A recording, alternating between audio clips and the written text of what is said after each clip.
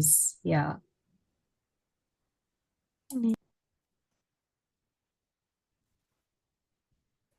Okay, good afternoon, everyone. Welcome to our first plastics webinar for 2025.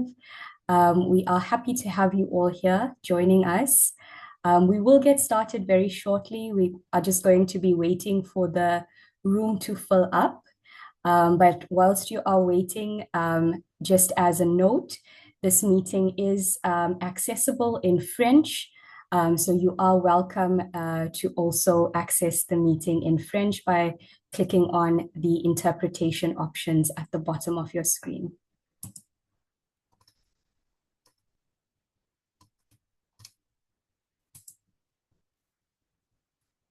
We're going to give it about 2 minutes just for folks to start joining us. Welcome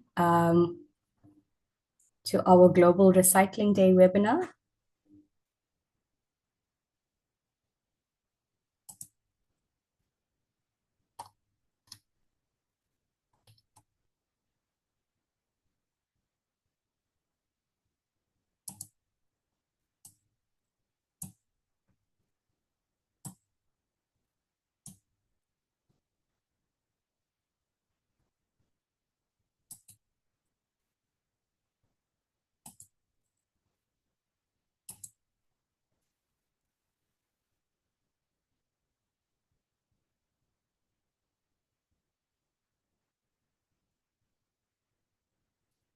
Good afternoon, Irere. Thank you for introducing yourself in the chat. Okay, I think we can start. So here's an official welcome to everyone joining today's session, which is titled Unpacking Plastic Recycling, the Facts, Fiction, and Future, as we commemorate Global Recycling Day today, marking that being the 18th of March. My name is Marissa Naidu, and many of you are probably familiar with me by now. I am GAIA and BFFP Africa's plastics program manager, and I am also joined today by my colleague, Andrea Dixon, fondly known as Andy, who will be co-facilitating today's session with me.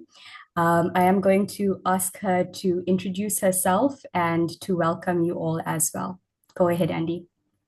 Thank you so much, Marissa, and a warm welcome to everyone for joining us today. So my name is Andy, and I'm based in Cape Town, South Africa, and I'm the GAIA and BFFP Africa Plastic Program Associate, and I work closely with Marissa. Back to you, Marissa. Thank you so much, Andy. And it is our pleasure once again to welcome you all. We will get started at around 5 past the hour, but while we wait for a few more people to join us today, please feel free to introduce yourself in the chat, which country you are from, as well as your organization's name. As mentioned earlier, this meeting is being recorded and French is also accessible. So if we can just move over to the next slide, please, Carissa. Okay, so for our French speakers, this is how you may be able to access interpretation at the bottom of your screen. Next slide, please. Hi, Solo. Hi, everyone. Thank you for introducing yourself in the chat. Please keep it coming. Next slide, please. Okay, so before we actually start off with today's agenda, just a few reminders for this session and a few housekeeping matters.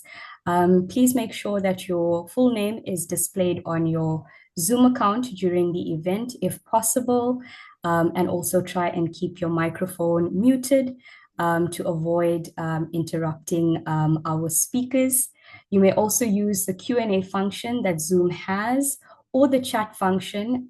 As we are going through today's agenda, there will be a Q&A session at the very end for our speakers.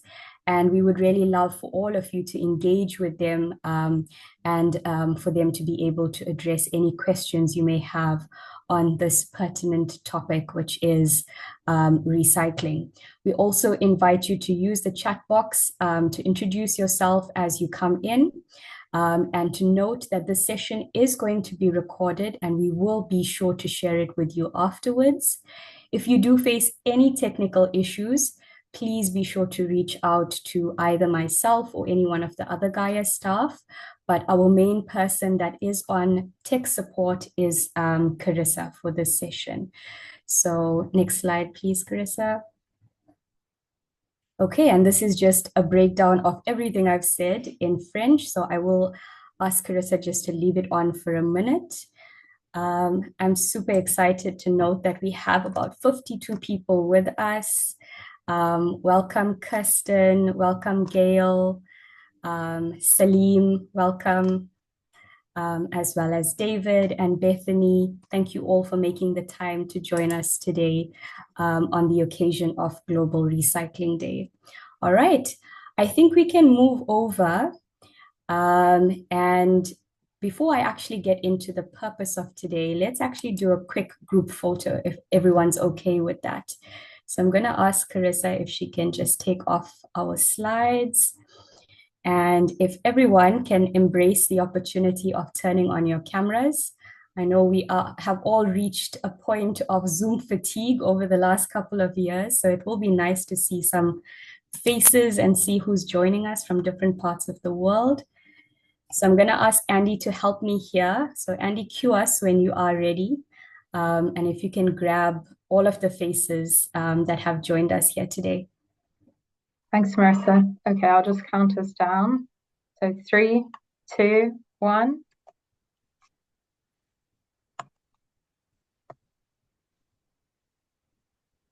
Okay. I believe you have 3 screens to go through. I do. I'm just saving these. Okay. And the next screen. 3, 2, 1.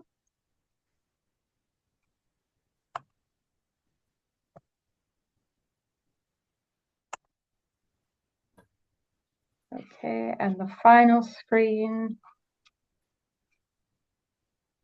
3, 2, 1. Awesome. Wow. That is 3 screens. Amazing.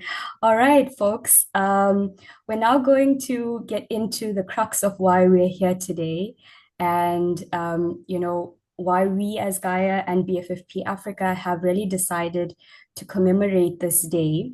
Whilst it may just be a single day in the year, it has been the build-up over the last few years into the Plastics Treaty when it has come to the concept of recycling.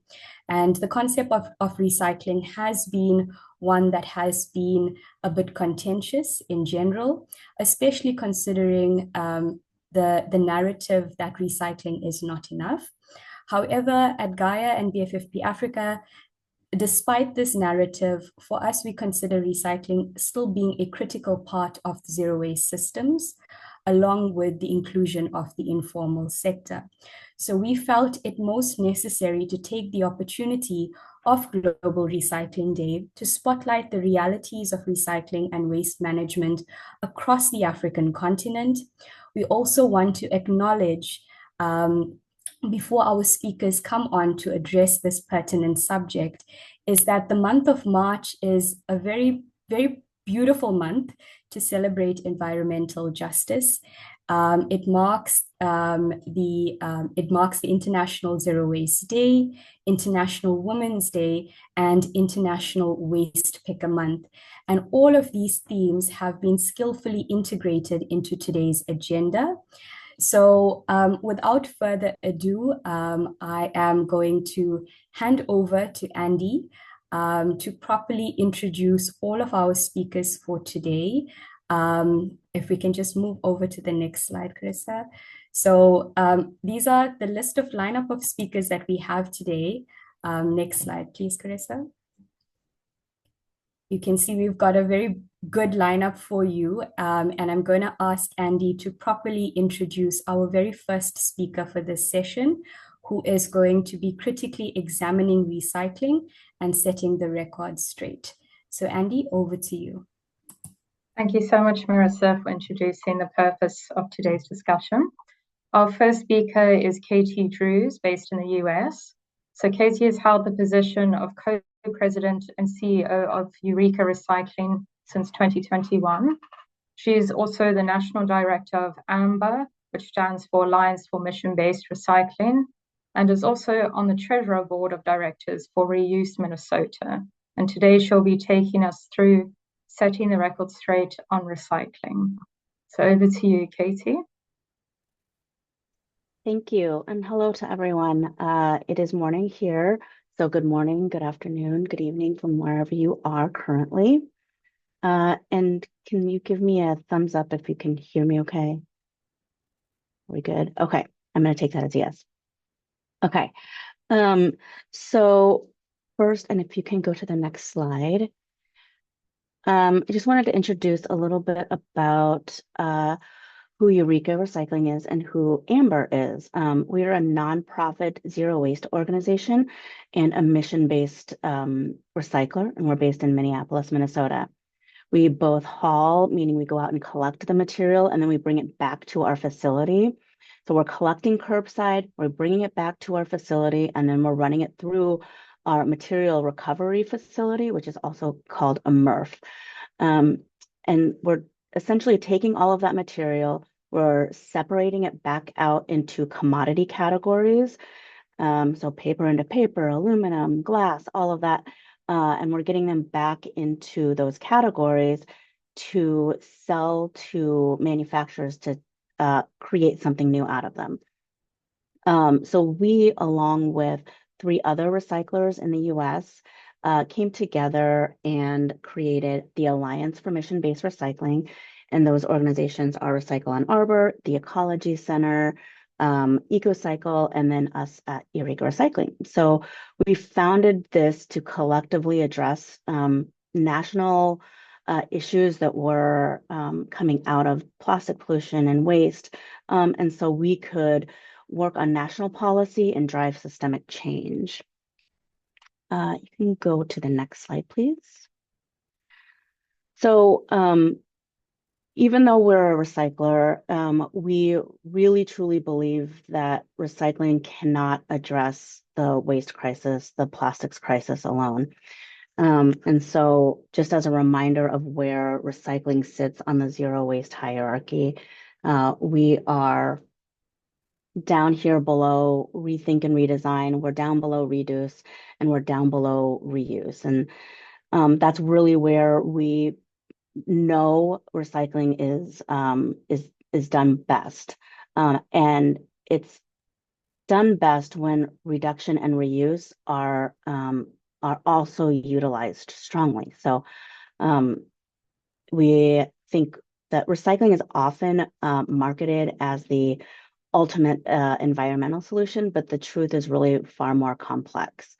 The plastics industry has strategically promoted recycling to maintain high production levels, but recycling can't solve all of the and clean up all the plastic that is produced every year.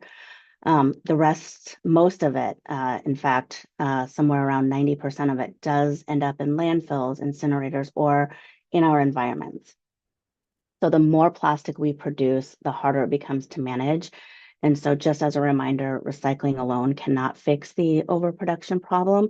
And I'll talk a little bit more about why it becomes harder to manage here in a little bit. Next slide, please. So I pulled these up here just to show how recycling can be difficult. We often joke that it's more difficult than doing your taxes, and it really shouldn't be. It should be very simple, but we are inundated with all of this messaging. We're inundated with all of these confusing labels, and you can see that these labels all look very similar. But the ones on the left here, the green and the white, those are true recycling logos. Next to those, you'll see with the numbers inside, those are resin identification codes. And these were developed by the plastic industry They are not a recycling guide for consumers. That does not mean that the material, the packaging, the product that you buy is actually recyclable. But you can see how most people might think that because they've basically co-opted that same shape, that chasing arrow look. And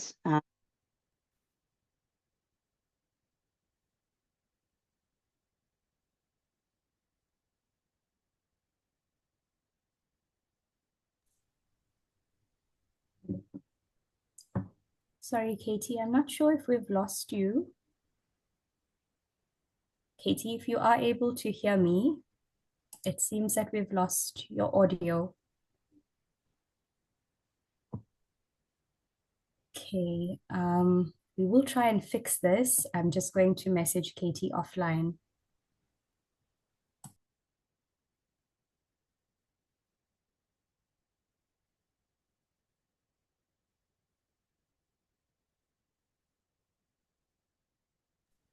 Sorry, Katie, are you able to hear me?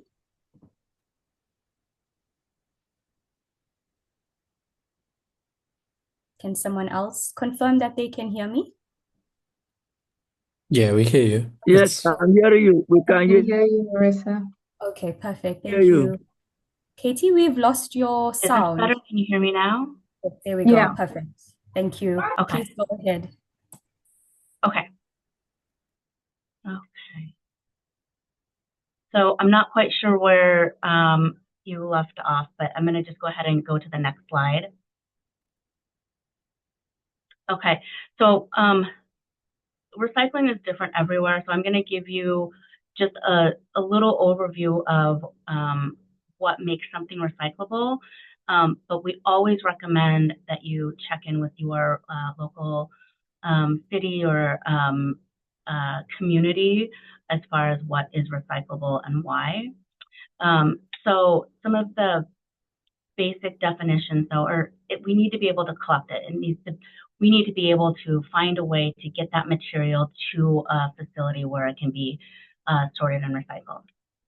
It needs to be able to be sorted and run through a facility, meaning the material must be designed in a way that will flow through a facility effectively. It needs to have value. So this part about end markets, there needs to be multiple dependable and transparent buyers who will take that product and make something new out of it. If no one wants to buy it, and they need to then cover the full cost of it. So not just buying it from you, they need to cover the cost of that collection and the sortation as well. And it has to be greater than the cost of all of those things. So those are the four basic definitions. And then if you go to the next slide, but also it really needs to be designed for recyclability. So we talk about this a lot. Just because your product is made out of paper, just because your product is made out of glass, or just because your product is made out of that number 1 or number 2 plastic doesn't mean that it can be recycled. It needs to be designed in order to flow through a municipal recycling program. And we need to eliminate problematic materials. This is really what is bringing the recycling down, and it's degrading the trust in recycling. Multi-layer plastics, composite material, and using resins that have very low value that no one wants to buy at the end of the day. And on top of that, and maybe most importantly, getting toxics out of our products, regardless of the material. We need to get toxics out so that they're safe for us to use. They're safe for us to put back into the recycling stream, and so that they don't contaminate other materials. And the last is for producers to take a part in the solution as well. And that looks like, extended producer responsibility policies, but it needs to be true accountability. It is that video that in a crosserette.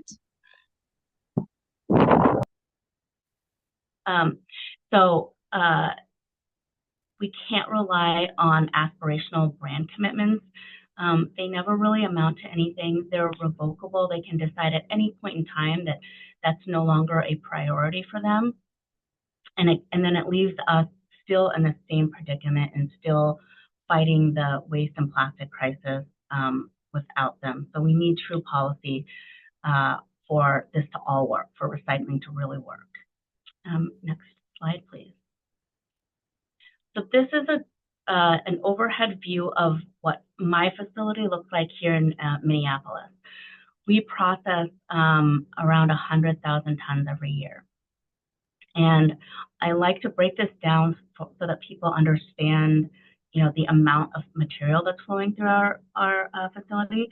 But among our huge pile are about 1 million single-use beverage containers every single day. And that's about 500,000 plastic PET single-use soda and water bottles, and about 500,000 aluminum cans.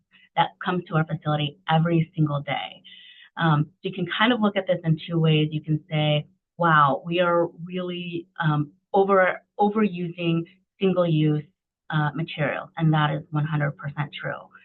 And you can also look at this in a really positive way, as that was 1 million decisions every single day to recycle something rather than throwing it out. And that's also true. But we still need that reduction because we can't continue recycling our way out of this. And so here in the US, we have about 350 material recovery facilities, and they of all different sizes.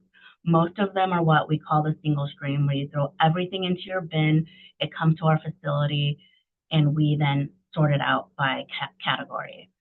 And we're using a variety of different processes. We've got manual labor, we've got machine labor, and we've got some technology all combined to do this work together. And so you can see that it takes a lot of work to go through that pile and get everything back out into those categories so that it can be recycled. And the reason I always talk about this and show our facility is because at the point that this picture was taken last year, our facility looks completely different. We just went through a multi-million-dollar upgrade to our facility because we had to, because the material stream continues to change, and there are so many new packaging and so many new products coming through our facility. We couldn't sort it properly anymore. So we had to invest this kind of money so that we could properly sort it. That kind of investment, though, is not sustainable. When you look again, we are one of 350 MRFs in the U.S. And we all probably will, but if we all had to do that, that's billions of dollars that we're dumping into an already very well built up infrastructure. So we need to use it, and we need to stop having to re-innovate at the end of the line. Rather, we really need to start with designing for recyclability. Next slide, please. So the thing I hope that everyone gets out of this talk today is that recycling really does work. It is true, and it's a great solution for some things, not everything. And again, it's not going to, recycling alone won't solve this problem. But for the majority of things like glass, steel, aluminum, cardboard, paper, that makes up more than 80% of our composition of our stream, the material that comes to our facility, it really, really works. For this very small percentage of plastics that's under 20% that comes to our facility,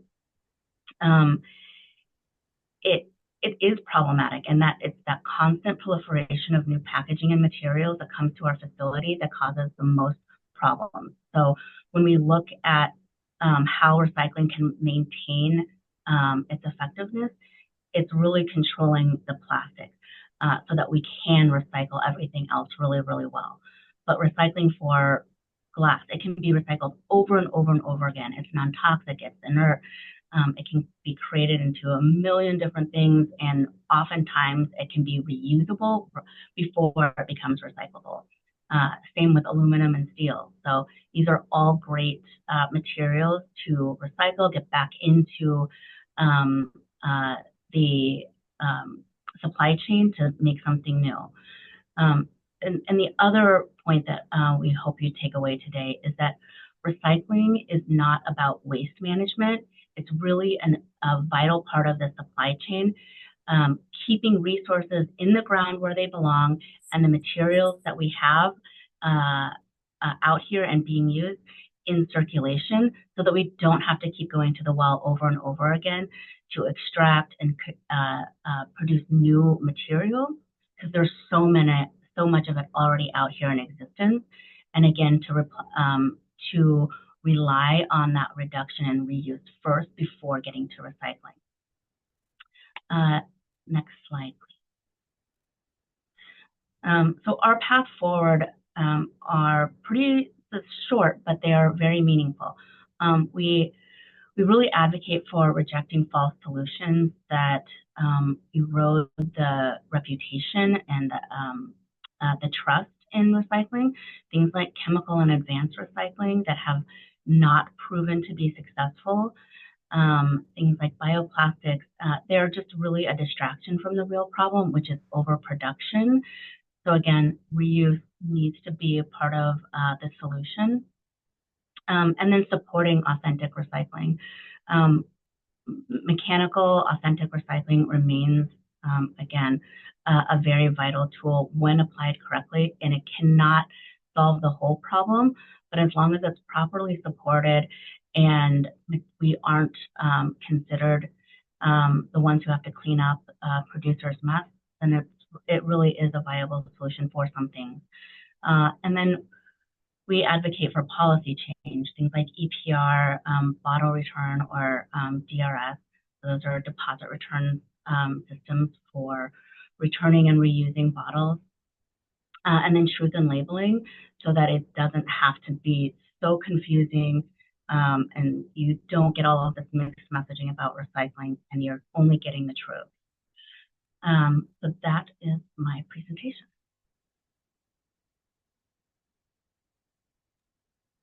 Thank you so much, Katie, for taking us through how your organization approaches recycling and emphasizing that recycling is done best when in conjunction with rethink, redesign, reduce, and reuse in the zero waste hierarchy, and emphasizing that problematic materials like multi-layer plastics must be phased out and we must start redesigning for recyclability. So thank you so much for taking the time to join us today. And I'm sorry that it is very early. I think it's around 6 a.m. for you in the US. So we really appreciate you joining us today. Just a kind reminder to everyone that you may add your questions to the chat for the speakers, which we would take at the end. And then we'll move on to our second speaker. We've just had to shuffle the agenda ever so slightly because an emergency has come up. So our next speaker will be Johnson Doe, and he will be talking on the reality of a plastic credit project in Ghana with Waste Picker Insights. So Johnson Doe, who's worked as a waste picker for 25 years, and then founded the Green Waste Pickers Cooperative in 2022 in Ghana.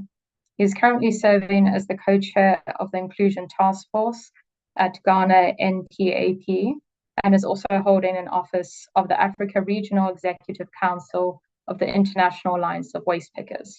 So thank you very much, Johnson, for joining us today, and we look forward to your presentation on the realities of a plastic credit project in Ghana. So over to you, Johnson. Thank you very much. Am I audible? Yes, we can hear you. Okay, thank you very much for giving me. Well, we've just lost you, Johnson. As today marks the Global Recycling Day, it's a privilege to have waste pickers on this call to share their experiences. Talking about the plastic credit in Ghana, it was a very massive issue for the waste pickers getting to know about the plastic credit in 2024.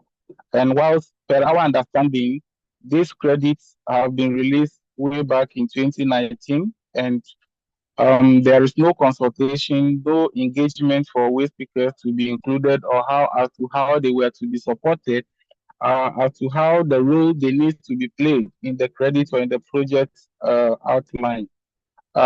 Secondly, waste pickers, there is no open conversation about plastic credits at all for waste pickers. So I put down these few slides as facts in align with the plastic project, which failed because it also looks like a false solution, especially when waste pickers were not involved. And this, we understand that it should be, it should support the waste pickers to collect more plastic and also support their livelihood. So there is a fact that I always say this is greenwashing.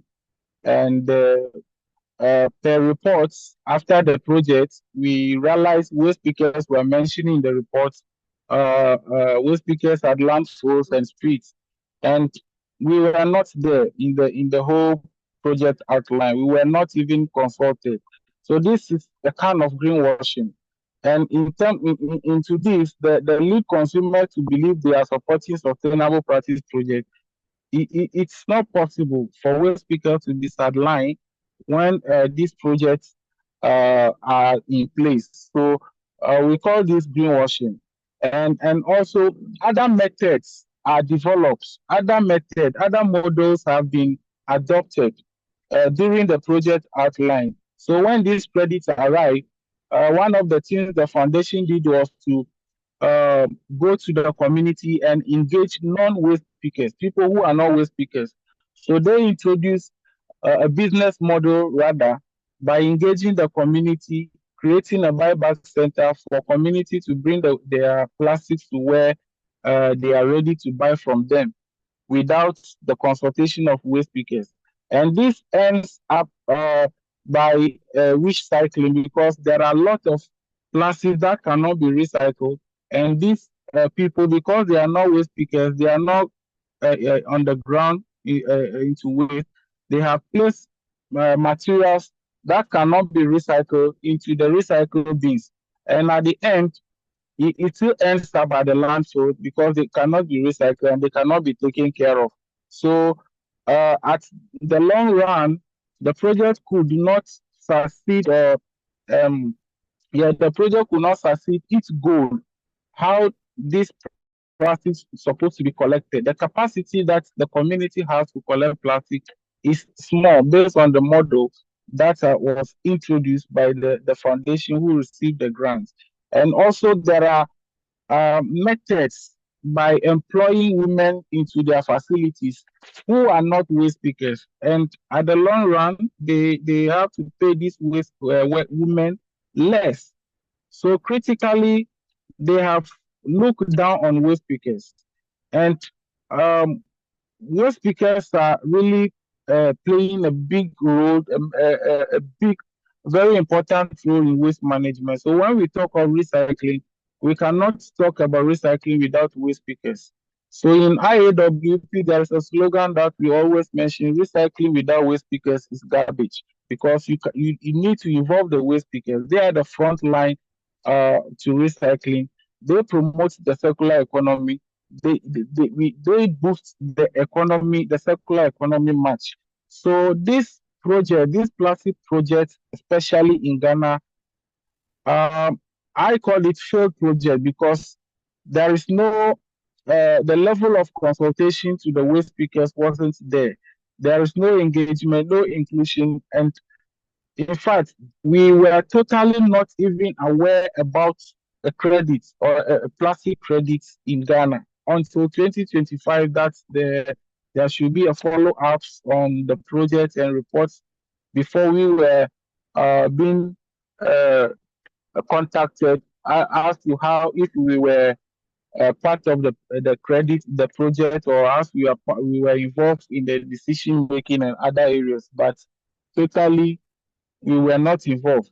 So literally, again, what I wanted to say is that we also need to make sure that such projects should be led by waste pickers in future, because this is a model of sustainability that waste pickers have developed or create for themselves for decades, working at landfills, streets, and downstairs and other areas to take care of their families. So they are experts. They are people who has more knowledge about waste that can be recycled, waste that cannot be recycled. So there are other measures that we also think is one of the first solutions that we see in managing waste. Exporting waste from other countries often serve or often under guise of recycling can lead to environmental and health problems to the receiving country. And also these symbols, the recycling symbols, these symbols do not always guarantee that the product can be recycled. The use of recycled symbols can be mislead sometimes because to identify which plastics or which product is strongly to be recycled, even though the sign is there, those signs are misleading sometimes. Per our research as waste pickers, we realize the right way to get solution to this is to involve the key stakeholders in the waste management and who are waste pickers. And such projects like plastic credit and other projects should also involve waste pickers in future. Thank you. Thanks for your attention. Thank you so much, Johnson, for being able to jump in with the agenda shuffling. We really appreciate it. And thank you for joining us today and sharing your experiences as a waste picker on a plastic credits project in Ghana. No consultation and no engagement of waste pickers in the local community in this process demonstrates that plastic credits are a greenwashing false solution marketed by the plastic industry to mask their increasing plastic production. Thank you for emphasizing that waste pickers should always be central to the decision-making process when it comes to true solutions to combat the plastic crisis. Just a reminder again to everyone to please send your questions in the chat, and they will be answered by our speakers at the end of today's session. And we'll move on to our next speaker, which is Ntombi Lefutani, based in South Africa. So Ntombi has been working as a waste picker for over 15 years now, and has helped other fellow waste pickers to be mobilized and organized in the Eastern Cape in South Africa. Currently, she is the South African Waste Pickers Association Provincial Coordinating Committee member in the Eastern Cape. And today she'll be taking us through recycling through the lens of a waste picker. So over to you, Ntombi, and thank you so much for joining us today. Thank you, ma'am. My name is Lefutani from Eastern Cape. I'm a provincial coordinator. I am a waste picker. South African Waste Pickers Association was formed in 2009 and covered 9 provinces in SA. SAUPA represented national and international. The organization accommodates both genders, male and females, and is ensuring safeguard and livelihood of waste pickers. SAUPA organized on the street and communities, even landfill sites, and also push for recognition of waste pickers and induction. Next slide, please.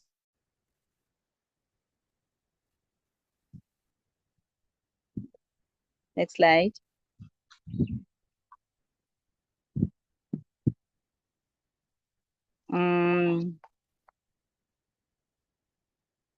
Recycling in South Africa.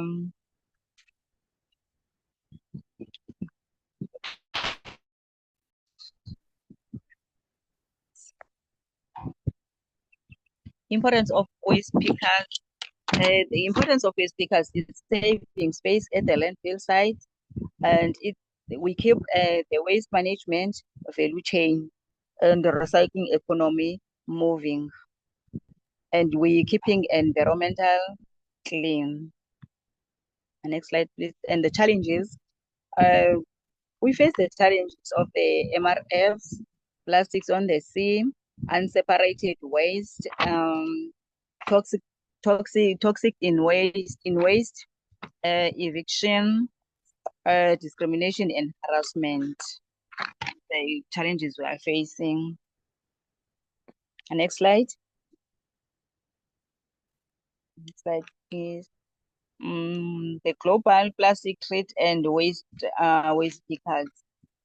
We have opportunities to demonstrate our value as the waste pickers, and it will improve working conditions and also increased recognition and integration. reduction of the effect of toxin along the value chain. The gender equity taken into consideration from a waste picker's experience.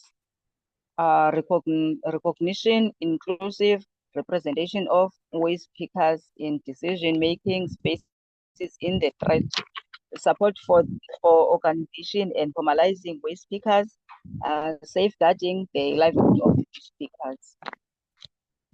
Next slide, please. Recognition means recognitions and inclusive in policy making and their decision. Improving the working condition like MRS in the local municipalities and assisting with PPEs. Documenting the number of waste pickers in South Africa, growing the movement as an organized waste pickers in South Africa. Next slide, please.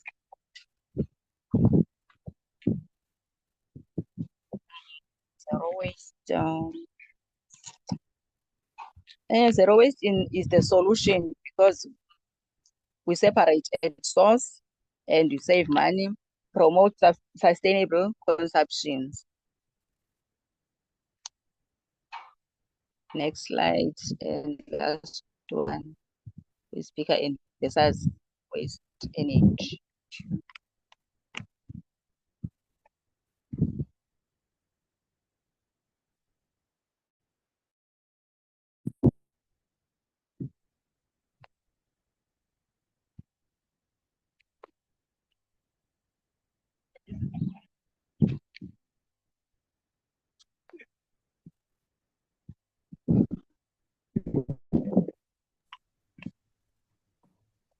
Cool.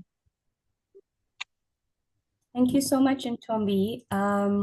We just want to know if you are completed with your presentation and if this is the end, or if there's anything else you would like to say.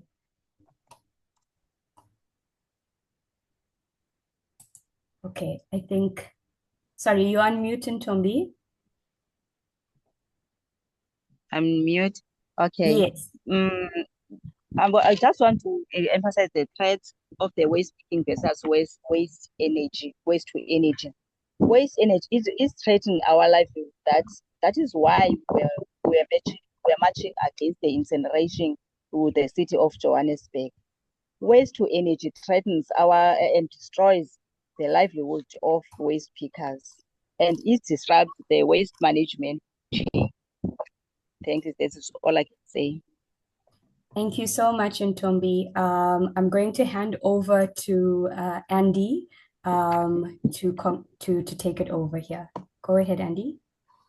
Thank you, Marissa, and thank you so much, Ntombi, for joining us today from the Eastern Cape and sharing your on-the-ground experiences as a waste picker with SORPA, the challenges you face in your working conditions, and expressing that the Global Plastics Treaty could help address challenges by recognizing and enshrining waste picker rights in the treaty text. Finally, emphasizing from the ground that zero waste is the true solution and false solutions to the plastic crisis negatively impact waste pickers and must be rejected. So thank you so much for joining us.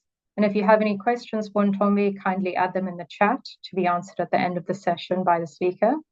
Our next speaker is GAIA Africa's very own Wemi Okoti, and he has been Africa's clean energy campaigner since 2022, based in Warri, Nigeria. Prior to this role, he supported the development of WASH, which stands for the Water, Sanitation and Hygiene Master Plan in the Delta State of Nigeria, as the project manager, and has also been the program coordinator of Green Knowledge Foundation. So today he'll be taking us through Beyond the Hype, Advanced Recycling as a False Solution. So thank you very much, Wemi, for joining us, and over to you. Thanks, Andy, and good afternoon, everyone. Such a pleasure to be here. My network isn't so strong, so permit me to switch off my camera at some point. Yeah, Thanks once again for having me here. My name is Wayne Okotie, and I'm the Clean Air Program Manager for GAIA Africa. I'm based in Nigeria, and I support the GAIA membership in Africa in Things Against False Solutions as well. So today I'll be talking about Beyond the Hype, Advanced Recycling.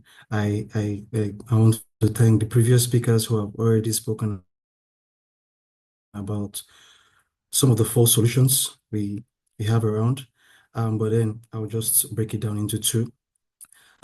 First of all, giving a background, we've talked about recycling. We all know about the issue of plastic pollution globally, and as a result of the campaigns of organizations like GAIA and BFFP, we've had some of these corporations acting like they're responding, or some of them seemingly responding to help reduce the level of plastic pollution. But a closer look at some of these proposals or propositions by these organizations shows that they're actually false solutions, and they actually perpetuate the throwaway culture, want us to continue producing waste. Yeah.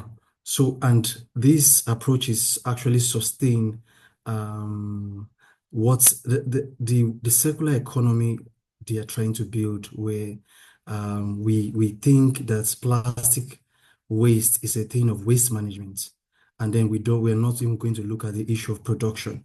So these are the distractions, and I call them dangerous distractions. So I just divided the four solutions into two groups: unsustainable waste management methods such as waste to energy incineration, chemical recycling, pyrolysis, plastic to fuel, and then misleading market-based approaches such as plastic credits.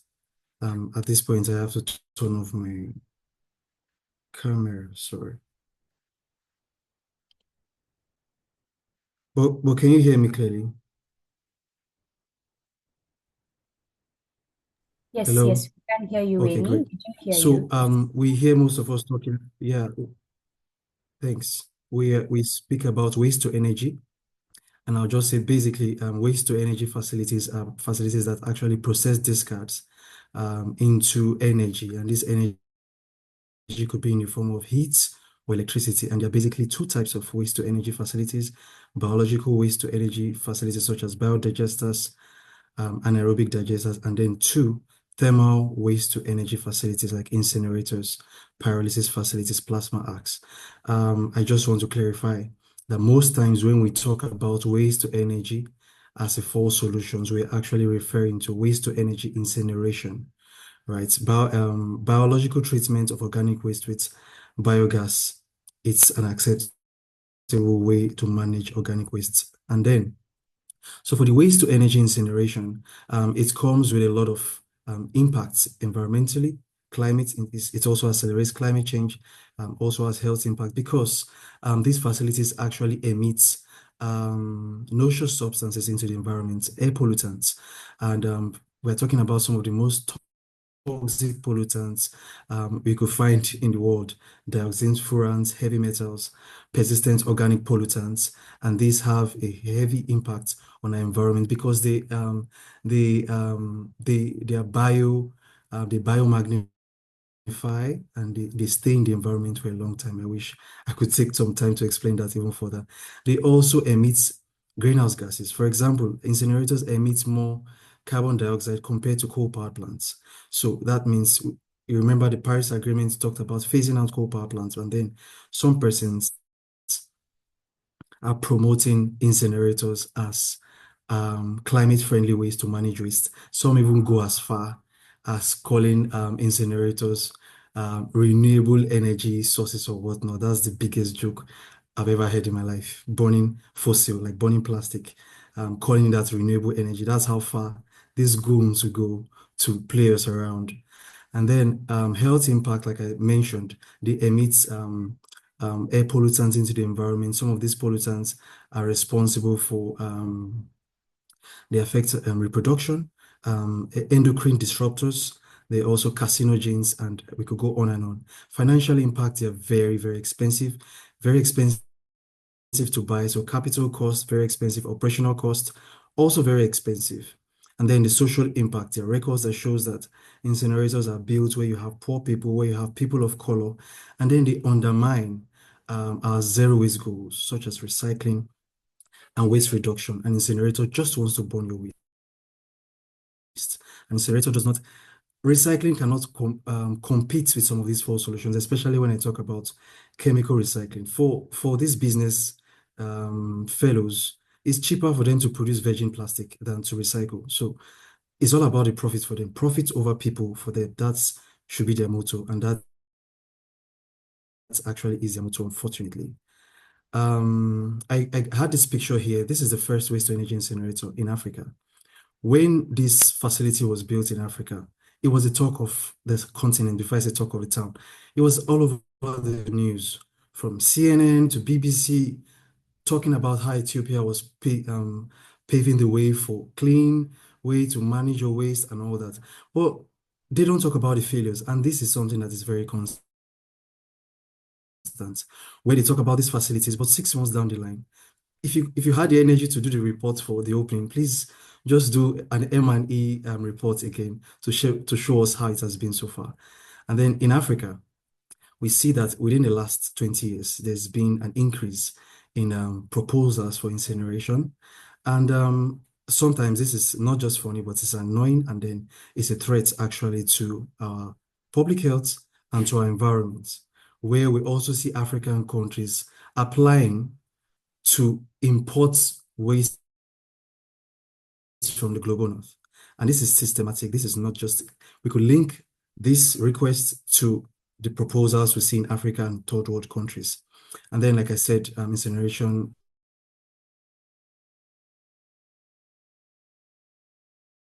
is responsible for the emissions of so many. Then for chemical recycling.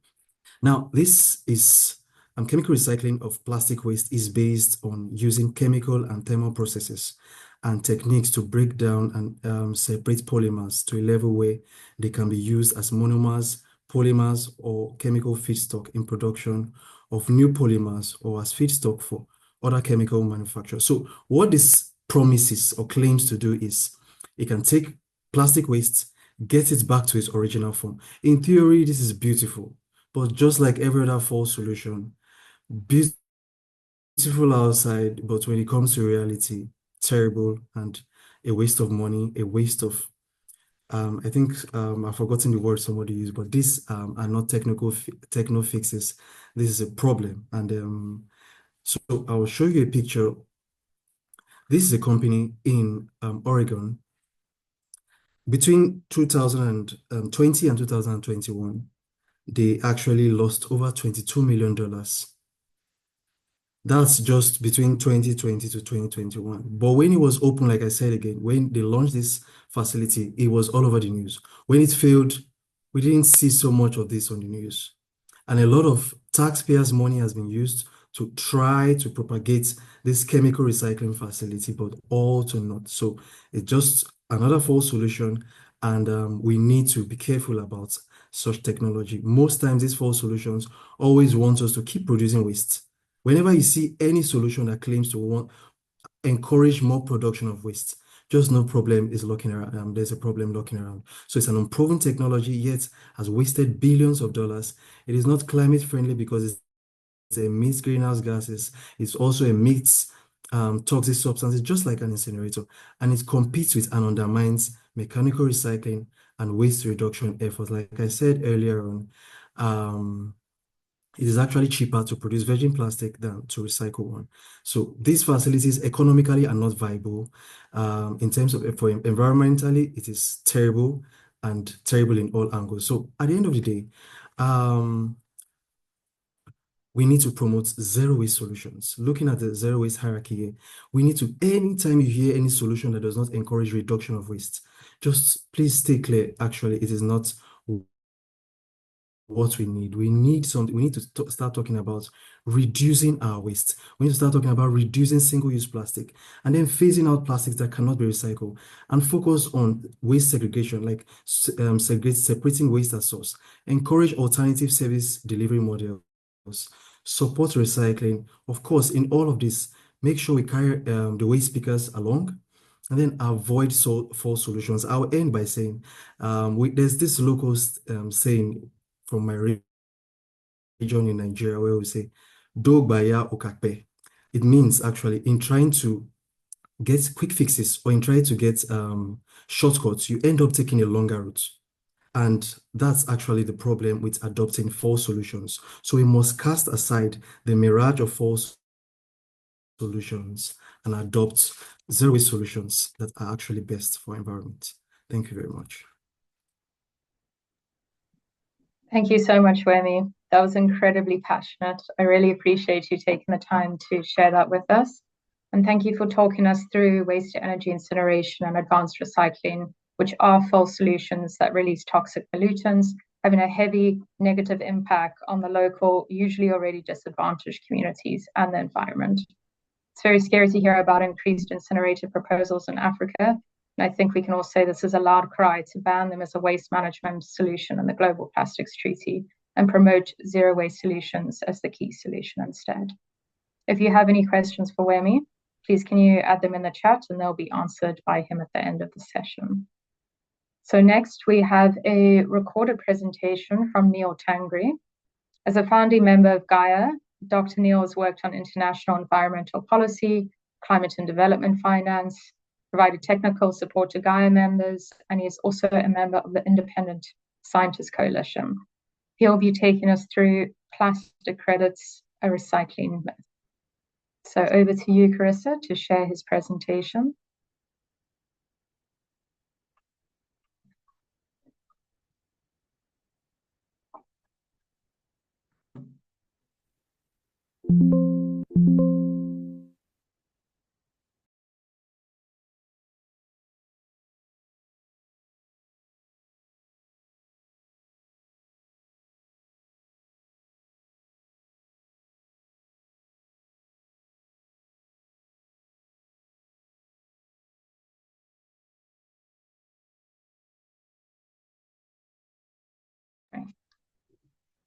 Carissa, just checking if you can hear me.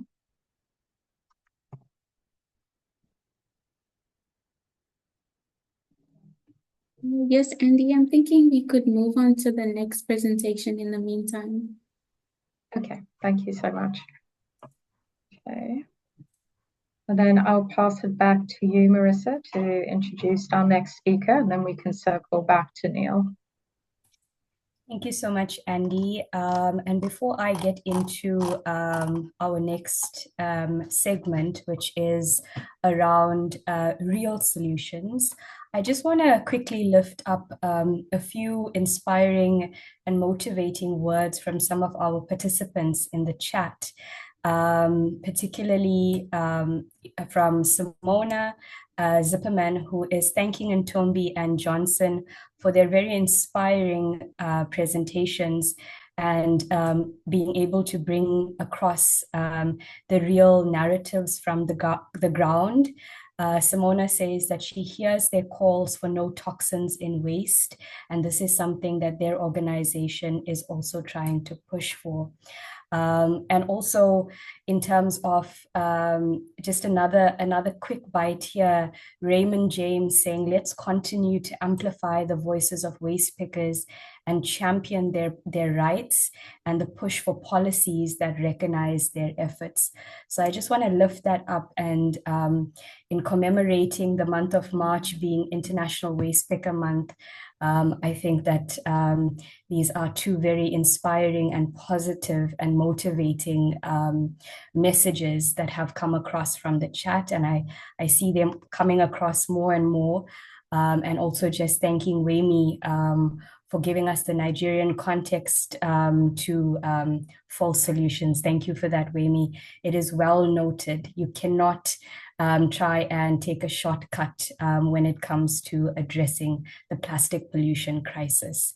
Heard well and clear. So on that note, let me introduce you to our next section, which is qualifying the real solutions. And we have three champion women with us that are going to be taking over this next segment, celebrating International Women's Month. And I first want to call upon Doon Moon, who is the Policy and Research Officer at GAIA. Doon has a background in law and has worked with national and regional civil society advocacy platforms in the field of international development. She is joining us today from Seoul in South Korea, and I believe she is 6 hours ahead of us.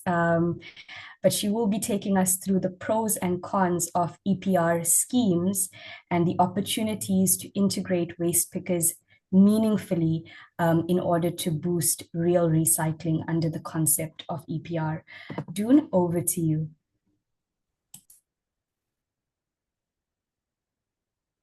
Thank you, Marisa. Can everyone hear me okay? Yes, So, we hear you well. yeah, I'm going to be talking about EPR today in the context of plastic waste stream.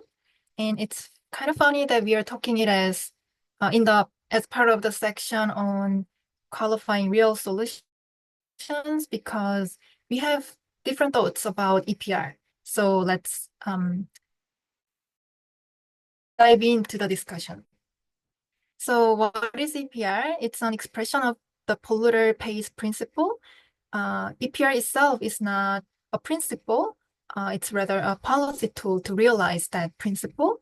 And it's intended to shift the cost of waste management and pollution from the end-of-life consumers and others who are impacted by the environmental damages to producers who brought the problem to the world in the first place. And it can incentivize eco-design, which means that the producers will get incentives to make their product more eco-friendly, more sustainable, with less environmental harm, or penalties, dissuasive penalties when they don't do it. For EPR, your understanding. Let's go to the next slide. So one thing you need to note about EPR is that the devil is EPR can happen in multiple different ways. And there's a lot of details that go into designing and implementing the EPR scheme. So the setup and implementation really matters, because you're talking about the producers. And from the beginning, to start with, they don't want to stop the production. They want to produce more, gain more profit. We have to be really careful when we give them the power to control the waste problem, because they can go in different ways. And then there's a whole lot of discussion. Producers, is it the manufacturers? Is it the brand owners? Is it the distributors? And then how the collection and recycling can be operated, and the scope of products and packaging to be included in an EPR design. There are like a million different questions that will determine the success or failure of EPR schemes. Next one. So when you see the financial aspects, the main problem is that it's not covering the full life cycle. It's rather just focusing on the end-of-life costs and just focusing on waste management aspects of things. And it often lacks social, human, and health costs. And when it comes to environmental aspects, it's not designed to be effective for waste prevention, because we are working with the producers, right? And it's hard to influence them to make a better choice for their product and packaging design. Next one.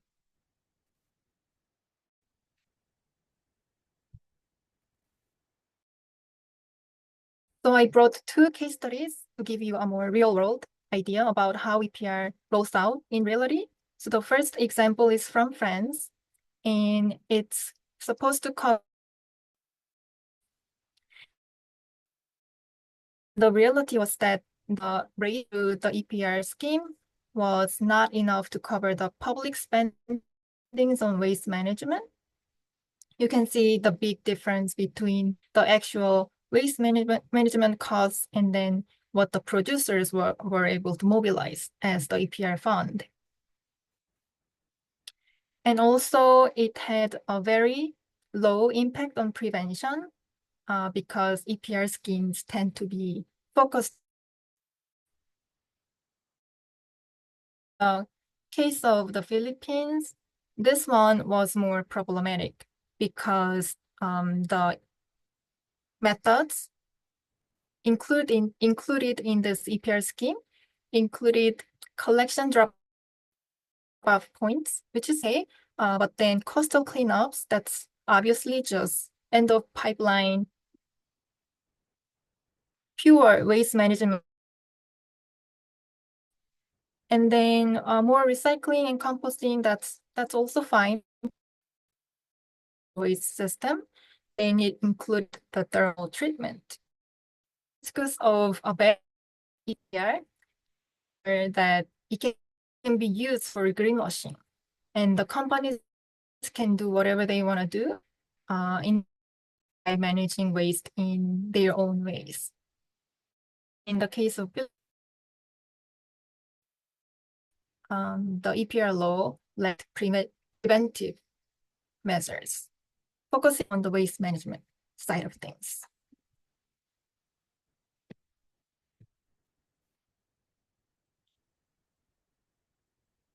Okay, my internet is not stable. I'm turning off my camera.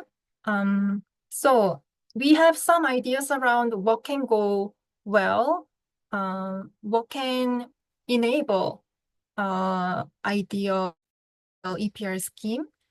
But these are just ideas, and we haven't seen a successful case where EPR really worked out well, where it really focused on preventive measures, and it incorporated waste workers and workers, and it was done in a way that transparency was ensured, and the eco-modulation fee worked well. So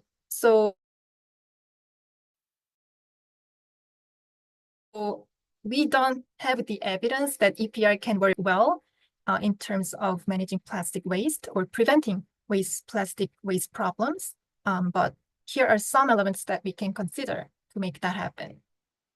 So we would want to make it mandatory and more strictly under regulation rather than having them do whatever they want to do in the name of EPR. And then one key aspect is to have government oversight, because what often happens is that there's EPR scheme implemented in a city or a scope of area, let's say, and there's already existing recycling ecosystem. But oftentimes, the corporations, the manufacturers, brand owners will just run their own programs without considering or respecting the existing system, and ending up taking control over the local recycling ecosystem. So as Johnson mentioned, recycling without waste pickers is garbage, and that's unfortunately what can go wrong with many EPR examples. And have a good eco-modulation system will help achieving a good EPR system.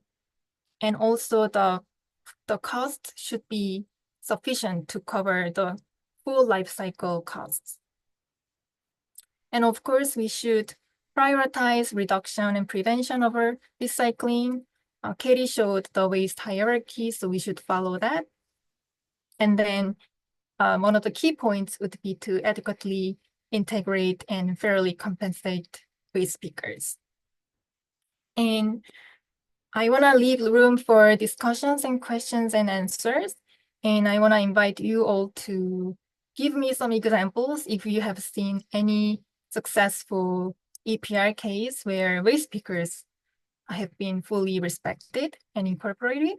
And I'm still, in the search for that.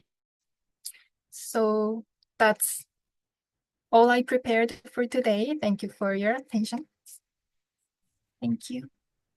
Thank you so much, Dune, for taking us through the devil in the details of EPR.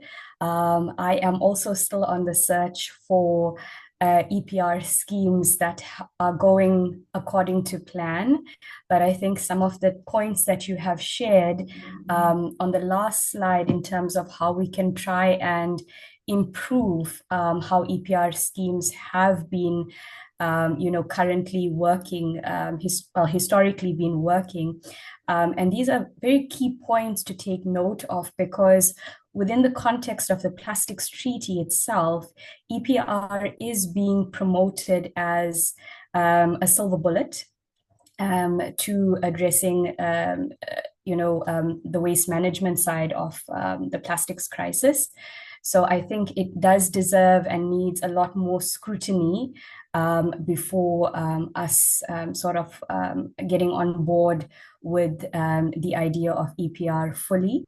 I will just say, from an African context, it is showing some kind of merit in Kenya and in South Africa, but it is still facing a lot of challenges, especially when it comes to the proper integration and inclusion of waste pickers and the formalization of waste pickers within these schemes. So thank you so much for sharing that with us. And one key point to note is, whilst we go through all of these, these various forms of solutions, is the best way to address it is through preventative measures. The best way to address plastic pollution is through prevention and is through upstream measures. And that's something we've been saying for a very long time now. And member states are also saying this within the context of the Global Plastics Treaty. So whilst we're still a little bit on a contentious topic, I would not want to end our webinar on plastic credits. So I am going to ask Carissa if she can bring up Dr. Neil's presentation, which is on plastic credits. And then we can positively end on reuse and zero waste with Farima and Asipile. So if you can just sit tight and we can go through the plastic credits presentation. And thank you all so much for being with us for the last hour and 12 minutes. Carissa, let's see if we can access the presentation on credits.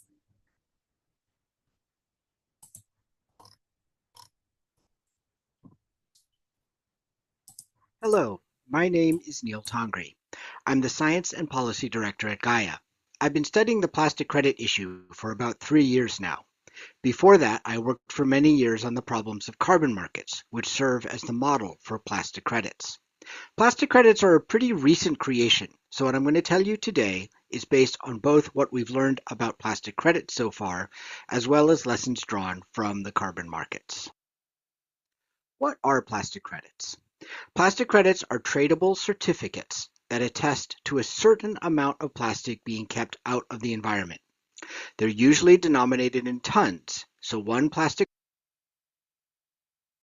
credit can represent 1 ton of plastic recycled or recovered from the environment, or perhaps intercepted before it goes to the environment.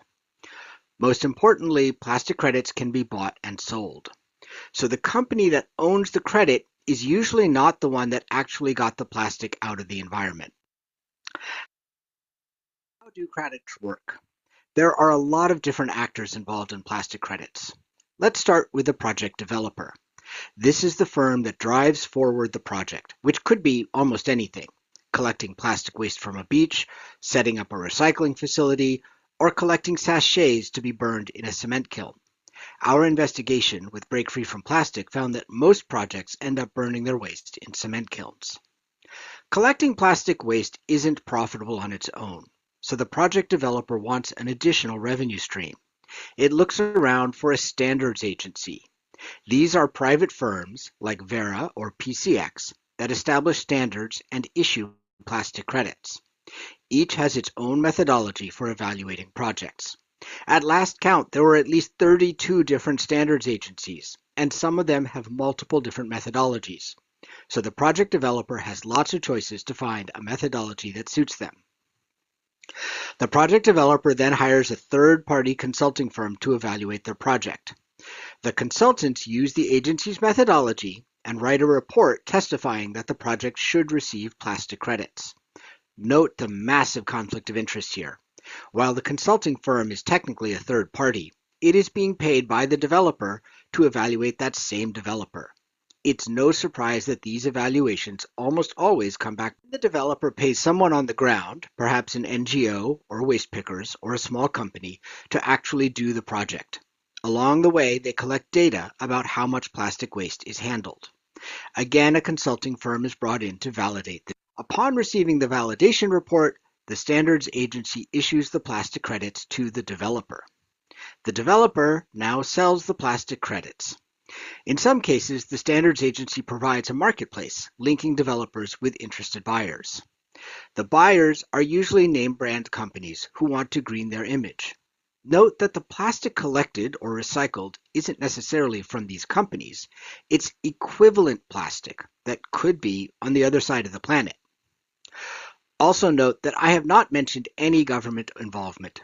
For the most part, this entire system operates without regulation, government oversight, or any link to policy, although more on that later. Who benefits from plastic credits? When plastic credit supporters talk of greenwashing their image, many companies now use plastic credits to claim that they are plastic neutral or to boast about their environmental credentials. This helps them with consumers who are increasingly skeptical of buying plastic packaging. Who is harmed? Proponents of plastic credits near or downwind of the cement kilns which are burning plastic is breathing in all the unfiltered pollutants from burned plastic, or eating it after it falls on their crops. Second, those engaged in picking up and handling the waste run real occupational. Third, the consumers who are trying to make responsible choices are being deceived. They think they are paying a premium to avoid pollution, but it's not really the case. Last, anyone trying to hold name brands accountable for their pollution, other problems are there. There are no standards for what should count as a plastic credit. That leads to crediting of some very bad projects, like sending plastic waste to cement kilns. In general, there is a lack of safeguards to ensure environmental and human rights standards are enforced. Plastic credits undermine the waste hierarchy. By providing credits to cleanup actions, which are at the bottom of the hierarchy, credits reduce pressure on companies and policymakers to take action at the top of the hierarchy, like reducing plastic production and use. Like carbon credits, plastic credits cannot show that they are additional to what would have happened in their absence. For example, some standards allow credits to be issued for things that happened years ago, or for plastic waste that is being picked up by municipal authorities and taken to landfill. Those actions were not supported by the credits, so the buyers are taking credit for something that would have happened anyway. All plastic is not the same. Collecting a ton of clear non-permanent removal. Companies justify the increased production of plastic by saying that, through credits, they are removing an equivalent amount. But the two activities are not equivalent. Once produced, plastic will persist in some form for thousands of years, whereas recycling only briefly keeps plastic in the economy before it again becomes a waste product. And even landfills are not truly secure repositories for plastic, as they often catch fire or waste is mobilized through wind and water erosion. Finally, experience from the carbon markets teaches us that offset credits are not a reliable source of finance. For example, some waste picker groups have invested substantial time and energy in developing projects for the carbon market. What comes? A recent development is the incorporation of plastic credits into EPR mechanisms. This is happening in India and the Philippines. Companies that are covered by EPR laws can. I'm also concerned about the ability of plastic credits to legitimize waste colonialism.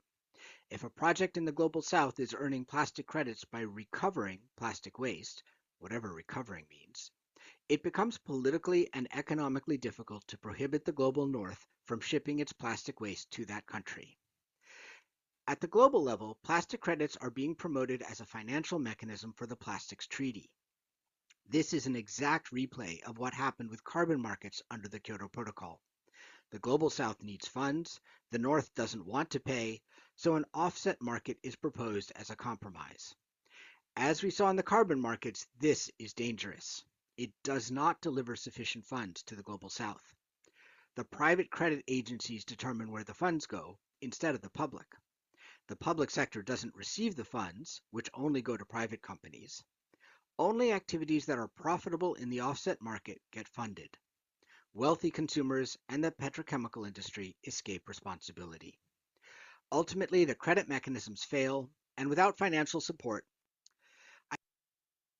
this was a very brief introduction to a complicated topic.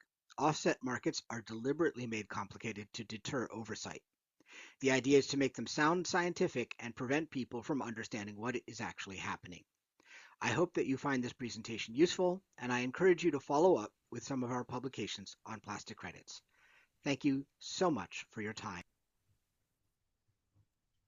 Okay, we are very grateful to Neil Tangri for providing us with that presentation and more clarity on the inside of plastic credits and how they operate.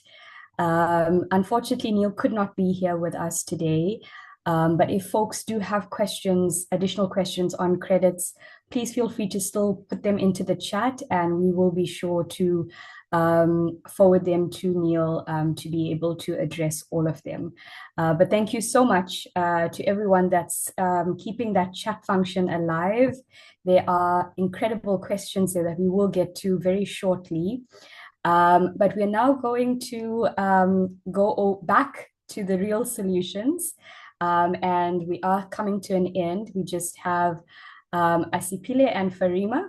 And Asipile is an environmental justice activist working at Groundwork Friends of the Earth South Africa since 2021. And she is also the UMI Waste Project campaigner, working under the project called UMI Warwick Zero Waste Project that is based in Durban and focuses on the linkages between waste, informality, climate change, and zero waste. Asi, as I fondly know her to call her, has been working extensively with waste pickers on the ground and has the ability to really share with us the groundwork that she has been doing. So Asi is going to be taking us through waste picker organizing at the heart of change and zero waste. I'm now happy to hand over to you, Asipile. Thank you very much. Thank you, everyone, and good afternoon. As Marisa mentioned, I am Asipile Kanyile, and I work as the UMI Zero Waste Projects campaigner, and I'm from Groundwork.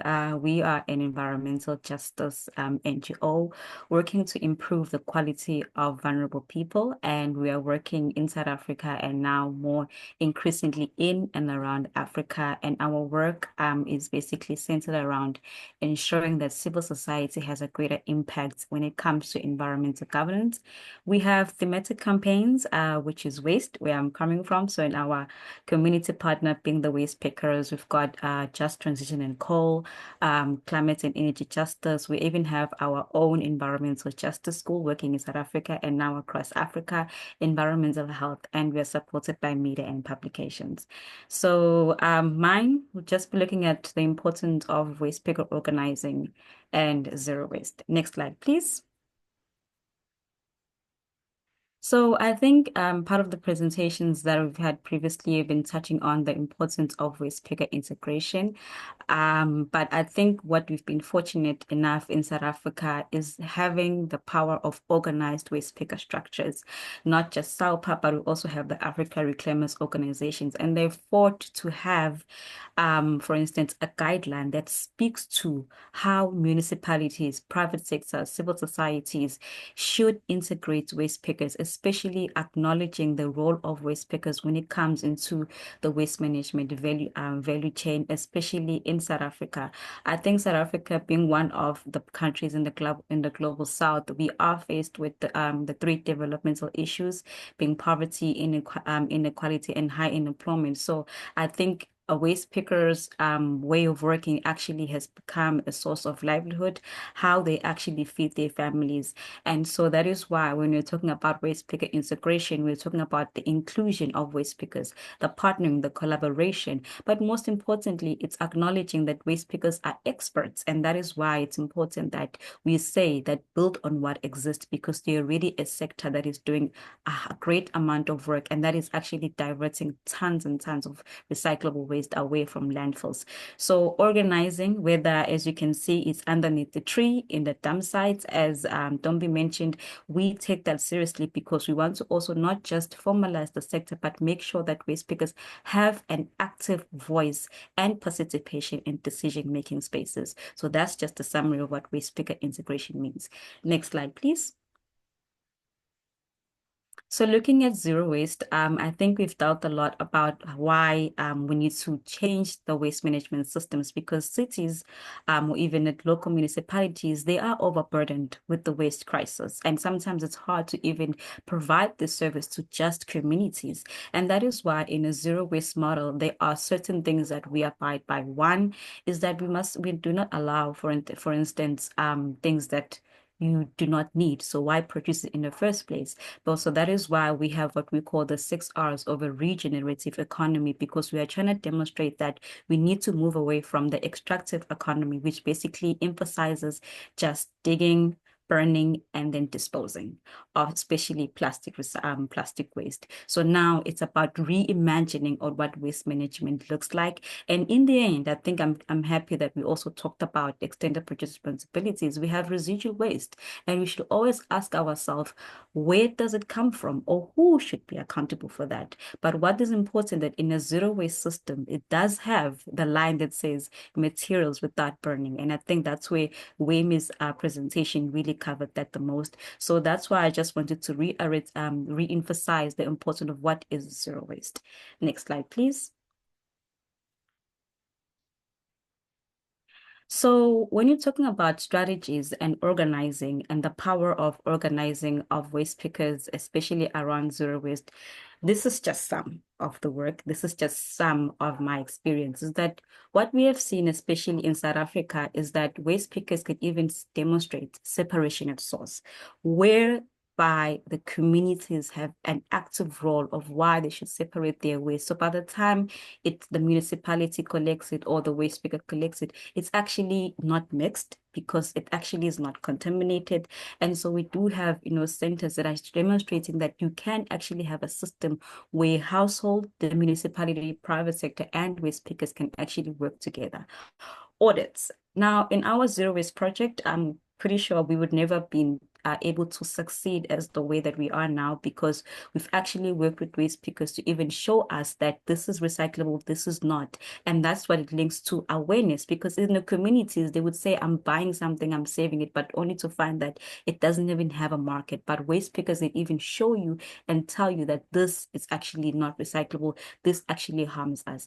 And here, the last two pictures, and I think as Tombi mentioned that last year, waste pickers actually were fighting for the protection of their livelihoods. One was that they will never allow room for incinerators in South Africa, and that is why, because incinerators, I think I've mentioned, actually disrupts, destroys, and displaces the waste pickers, and also even affects us even as residents or as community members. Number two, they were saying, with now links to EPR, that you should be paying us for our services, because waste pickers have been collecting these recyclables for free. And this is not a cost to even the municipalities. So as you can see with those placards that producers must pay waste pickers, EPR in South Africa is slowly, gradually moving.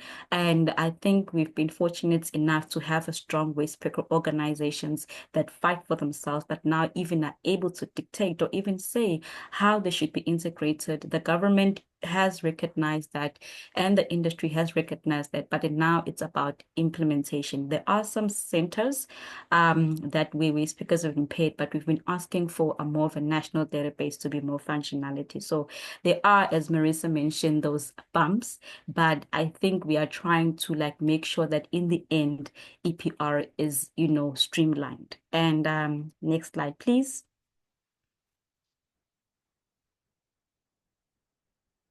So this is a clip. It's titled Movement Building Around Zero Waste. I think for me, it's my take-home message to everyone that is here. You will be seeing some familiar faces that why in a zero waste system that it should not just be, recycling. It can also include composting. And these are components of a zero waste system. And when we are talking about a zero waste system or even organizing ourselves at the heart of change, we are talking about that everyone has a role to play, because it is important that we are all, speaking in one voice, but also that we have a collective vision. So this is just demonstrating one of our beautiful events that we had last year and this impact. So this is my take-home message to you. Thank you so much.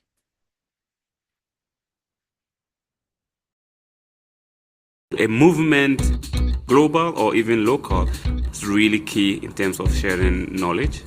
It's about systems change. We are not the same, but our challenges are the same. Movements actually connects communities working for solutions, and that gives a kind of a confidence. Where I come from, I feel like I'm alone. It is a lot about supporting each other, feeling that you are together. To have the opportunity to exchange with people from all around the world having different contexts. Driven by the same thing that's driving you. It's an amazing feeling. You'll feel the support and the energy of the different communities across the globe. Giving each other the strength to move on. Seeing the different things that different people are doing. My table alone was from 7 different places. It was amazing to see the way we all work on the same kind of topic, but using different tactics to try and achieve the same goal. Connecting with other regions help you to avoid reinventing wheels. It makes change happen faster, it makes it more efficient. The mistakes that others have made, you don't have to make them. It's vital that we come together and learn from each other and build relationships because we need each other. You have this whole pool of resources. You have this whole pool of other human beings that are able to connect with you and also sometimes critique what you are doing. These amazing works are really happening. It's not just on the paper, it's not just on the small screen or computers. Real systems change is going to require that we show how local community-based solutions are the answer. The most effective, the most efficient, the least expensive, the most sustainable and resilient. We can see it in the eyes, we can feel it in our hands, and we can feel the emotions of these communities being shared with us. It's such a privilege to be here in Durban.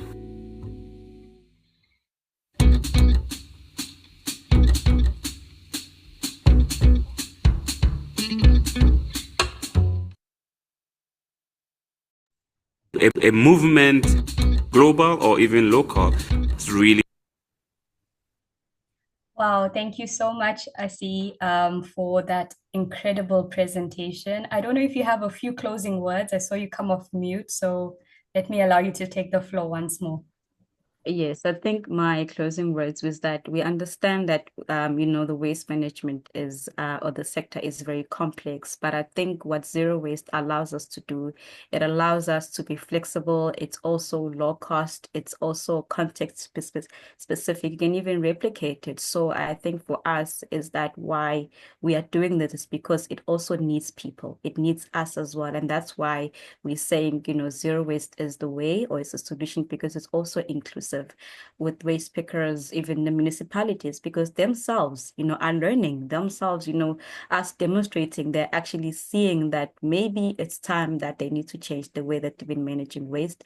And now what's important is that zero waste does not, in the end, only answer the waste problem. It even answers other problems that communities are facing. So I think it's about now, how do we collaborate with that as for instance, a movement. Thank you. Thank you so much, Asipile, for those powerful words. And I really liked what you said about how we can start to reimagine a world without waste through zero waste. And something that really stood out for me as well is us not having to try and reinvent the wheel and really relying on local community-based solutions for the answer. So I do see a few more folks have joined us in this call, and I think you've come in at a very appropriate time when we are now talking about the solutions. So you are very welcome.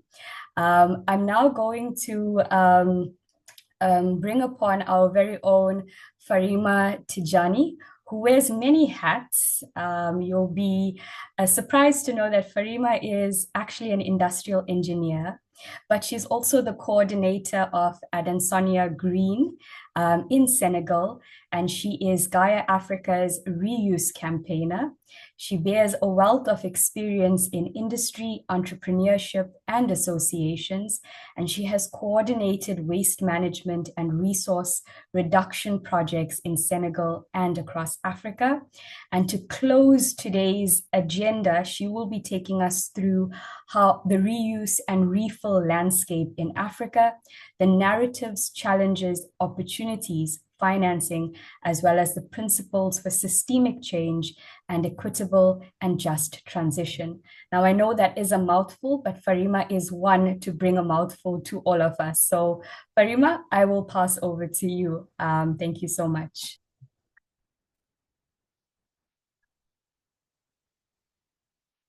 Bonjour Mérissa, merci beaucoup. Hello, Marissa.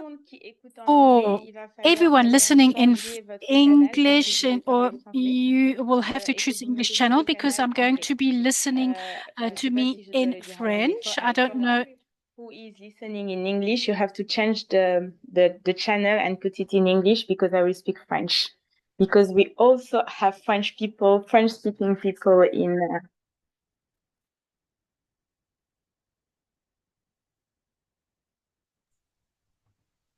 We can hear you, Farima. On vous entend.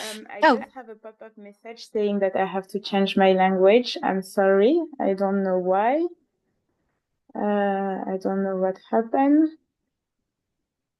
They don't want me to speak French. I will speak French. You're welcome to speak French. We can hear you on the English side. We can hear the interpretation working. Super. So, excellent. So today I would like to talk to you about what is happening at the moment in the group and in the reuse and the refill, in Africa, and we're going to talk about challenges and opportunities. So first of all, next slide, please. I would like to start the presentation. Well, let me introduce myself. Well, yeah, here's me. So my name is Farima Tijani, and as Marissa has said, I work at GAIA Africa and I'm program lead for reuse at GAIA Africa. But what I want to say here is that in GAIA Africa, we have a working group which is working today on reuse projects. So it's very interesting because we are starting this reuse project, and we're going to also see with this presentation that it is part of the solutions to reduce waste. So if you are not listening, or if you are not part yet of BFFP or GAIA, please do join us and do not hesitate to contact us to become a member of this working group, or simply if you want to now and again join the group to for a case study, for example, or to tell us what is happening in your community. This is also with pleasure that we will receive that. Next slide, please. Donc, avant de commencer, je voulais So d'abord before I faire un petit point de start, ce que I signifie le would like to réemploi et first define la what is réutilisation, parce que called souvent, reuse quand des mots and sont refill, because very utilisés pour often plusieurs we contextes, donc je use voulais these d'abord qu'on words se in mette different d'accord sur ce contexts, que ça and I voulait think dire. we need to also Donc, agree on what it nous, ce actually qu'on means. entend par So what réemploi we ou take réutilisation, as reuse c'est le fait or d'utiliser is the directement les direct produits ou des reuse of composants ou des products, components, matériaux or dans leur materials format in original their sans faire original de form transformation without majeure. major Donc, ce n'est transformation. pas du So recyclage. it Certaines is personnes not pensent au recycling recyclage because et some people utilisent think le it mot is recycling, réutilisation. and they Donc, actually vraiment use pour and then use the word avoir reuse. But when transforme we le matériel recycle, in fact, pour we créer de transform the nouveaux material to produits. create Ce a n'est new pas non product. plus So it is also not le remodelage de produits parce it que is also not justement remodeling ça nous aide à aller vers une autre utilisation. Donc, of the si vous avez material. bien So écouté if you Azepile have well listened to par Wayne and hasard et Adipila correctly, vous saurez then qu'après you avoir would fait have votre heard maximum that pour when you retrouver have done the most in not tout ce qui refurbishing or reste, vous avez recycling, fait votre then maximum pour you've réduire, done all of et your ben la efforts to solution après, reduce. c'est de The solution that comes réutiliser afterwards means to reuse tout ce qu'on everything utilise. that Et we en have used réutilisant or un that you are using. And when maximum you de use as much ressources, as on croit possible, que c'est then une des we solutions believe that pour it is pouvoir one of the réduire solutions les that déchets. can Pourquoi? actually Parce que ça reduce réduit waste. la Why? consommation de nouvelles Because it ressources. reduces Aujourd'hui, quand on consumption of utilise un new produit à resources. usage And unique, on le today, when jette we à chaque fois, on est obligé use a d'aller déposer de single-use nouvelles ressources plastic, for example, pour we need to refaire ce always go and circuit. look for new Même quand on resources le to make recycle, this en product général, again. on utilise Even de if we l'énergie recycle, qui we fait use partie des energy, ressources. and Ça also that is diminue part of les déchets resources. et It les also émissions et ça reduces augmente waste la and emissions and durabilité des increases produits. the Donc, life c'est dans of ce the sens-là qu'on product. So it is utilise in le this mot sense, in réemploi et fact, c'est that we ce are using the réemploi-là, word reuse, réutilisation que je and voulais this word présenter is aujourd'hui. Next is the slide, meaning please. that I would like to actually refer to in my presentation. Next slide, please. Et donc, du coup, je voulais d'abord vous montrer le schéma de I la wanted to circularisation en talk Afrique to parce you que nous, on a de about la chance. reuse in Moi, je Africa considère today qu'on a de because la I chance. think we are En lucky, Afrique, in il y a fact, in déjà Africa because énormément there de are an réutilisation. enormous Je vais vous donner des exemples, mais ways of reuse. I will give you a recommence number of en examples because I think you already know some of them. First of all, we always have our local markets where we can buy in bulk without having to take plastic bags, whether it's or that it is already pre-wrapped. And we also use a number of containers, reusable containers in the houses, our mothers' houses, isn't it? We have bottles or we have containers, glass containers as well, that we use over again to keep things, whether it's spices or any other foodstuffs. We also use a lot of bottles where we add oil and then we put them in smaller containers, and so as opposed to buying them in big barrels. And then, of course, in some countries in Africa, you also have gas bottles that are filled. And in our country, in Senegal, for example, we have a number of gas, soft drinks, etc., in glass bottles. And that's a really good system because these bottles can be returned to any shop and we get the deposit back. And these bottles are then returned to the filler, to the company that will refill with soft drinks. And then it's also important for us to say that when we reuse objects in Africa, it is a pity to have projects that come from elsewhere and that are not based on what we already know how to do. So it is important for us when we have projects to really realize that reuse is already present in Africa, that we are doing it in a manner that is useful for our countries, and we should actually do it on a larger scale. We must not hesitate. We don't have to copy from elsewhere, and that will not actually meet our own needs or the needs of our societies. Next slide, please. So we also have reuse methods that are more modern, if you like. For example, this is a photograph of a milk ATM in Kenya. And we have stations for filling water, for example, that are also being installed in a number of countries.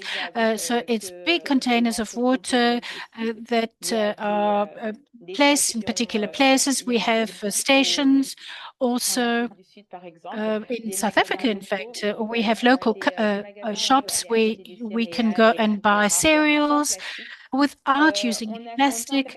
And we also have some restaurants where if one goes with one's own containers, then you can take your takeaway meal in that container. So all of these are certain methods that can be used. And with regard to these projects, we try as well with GAIA and with the working group that I mentioned earlier, we try to support projects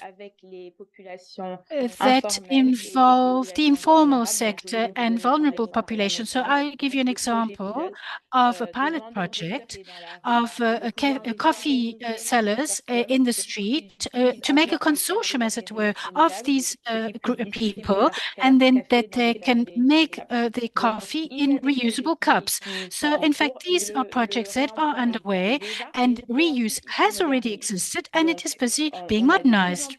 So more and more, there are solutions that exist that can be used and applied, and that can, in fact, we don't really have many excuses.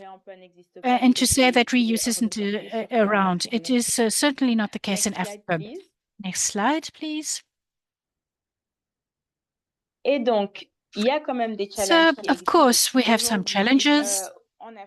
And in Africa today, we watch a lot of TV. We are looking at a lot at what is happening in the rest of the world, and we want to change our habits.